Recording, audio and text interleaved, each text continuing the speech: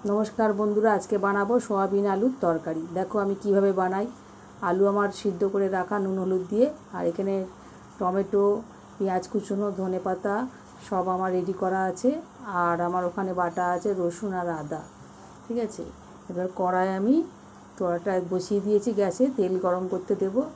आमी एक हाथे क्यामेरा धरे आछि बोले एकटु आमार असुविधा हच्छे, सेहेतु पुरो भालो करे हयतो आमी देखाते पारछि ना, तो যতটা পারছি চেষ্টা করছি। কড়ার মধ্যে দিয়ে দেবো আমি এবারে কিছুটা সরষের তেল, অল্প দেব, অল্প সরষের তেল দেব। দিয়ে সোয়াবিনগুলো এবারে আমি জলটা ফেলে দিয়ে চেপে চেপে আমি সোয়াবিনগুলো একটু ভেজে নেব। এইভাবে রান্না করলে কী হবে, আলুটা যদি আমি সিদ্ধ করে নিই তাহলে আলুর মেন জিনিসটাই বেরিয়ে যাবে। তাহলে কী হবে, সুগার পেশেন্ট থেকে শুরু করে সকলেই আমরা খেতে পারবো। আলুতে তো এখন অনেক সমস্যা।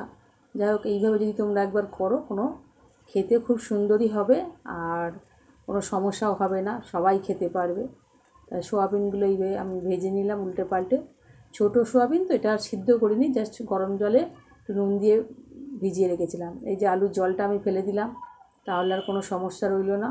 আর ওটা আমি জল ঝরিয়ে রেখে দেবো। এবার সোয়াবিনগুলো আমার ভাজা হয়ে গেছে, এবার এইগুলোকে আমি ঢেলে নেব। ঢেলে নিয়ে এই যে উল্টে পাল্টে ভেজে নিয়েছি, এইগুলো এবার আমি কড়া থেকে নামিয়ে নিচ্ছি। নামিয়ে নিয়ে আবার আমি কড়াটাকে পরিষ্কার করে বসিয়ে দিলাম। এবার এতে আবার কিছুটা সরষের তেল দিলাম, দিয়ে এবার আমি কিছু ফোড়ন দেব। আজকে তেলটা একটু বেশিই দিলাম, এবার যে যেমন খায় সেইভাবে তেল দিতে পারে, কোনো অসুবিধা নেই। এটা আজকে আমি সবার জন্য করছি না রান্নাটা, আমার ছেলে মেয়ের জন্য মেনলি করছি। আমি শুকনো লঙ্কা, তেজপাতা, জিরে ফোড়ন দিলাম। নিরামিষ দিনে এটা খেতে ওরা খুব ভালোবাসে। ওদের নিরামিষ মানে তো আর পুরোপুরি হয় না, একটু পেঁয়াজ টিয়াজ দিয়েই করতে হয় ওদের জন্য যখন করি। যে পেঁয়াজ দিলাম আমি, পেঁয়াজটা মশলাগুলো ভালো করে আমি একটু ভেজে নেব। ভাজা হয়ে গেছে, এই যে হালকা ভাজা হয়েছে আর কি, চলছে ভাজা। নেড়ে চেড়ে ভেজে নিচ্ছি।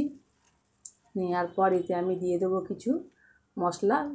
প্রথমে দেবো আমি একটু আর কি তোমার টমেটো কুচি, এই যে তোমার টমেটো কুচি দিয়ে দিলাম।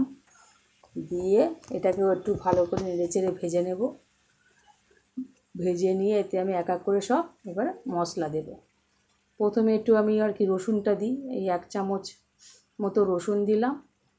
ঠিক আছে, দেওয়ার পরে এবার এতে দিয়ে দেবো আমি আদা বাটা দিয়ে দেবো। এই যে দিলাম আদা বাটা। এবার একটা আমি এটা মশলার পেস্ট বানিয়ে নেব। ধনে, জিরে, হলুদ আর লঙ্কার গুঁড়োটা পরে আমি দিলাম।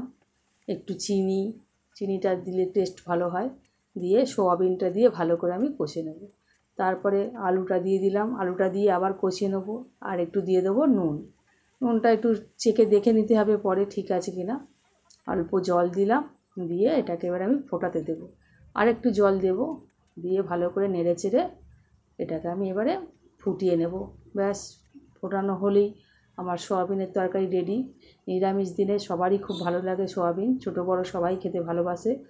এই যে আমার ঝোলটা ফুটছে, এবারে ওপর দিয়ে আমি একটু ওই সোয়াবিনের মশলা পাওয়া যায় না, সেই মশলাটাই দিলাম। আমি কোনো গরম মশলা টশলা কিছু দিচ্ছি না, ওই যে মশলাটা দেয় সোয়াবিনের সাথে সেটাই দিলাম। আর একটু দিলাম কুচানো ধনে পাতা। ব্যাস, আমার সোয়াবিনের তরকারি রেডি।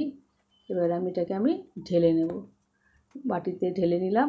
দেখো কত সুন্দর দেখতে হয়েছে আর খেতেও খুব সুন্দর হয়েছে। আর একটু ধনেপাতা ওপর দিয়ে ছড়িয়ে দিলাম। ব্যাস, সোয়াবিনের তরকারি আমার রেডি।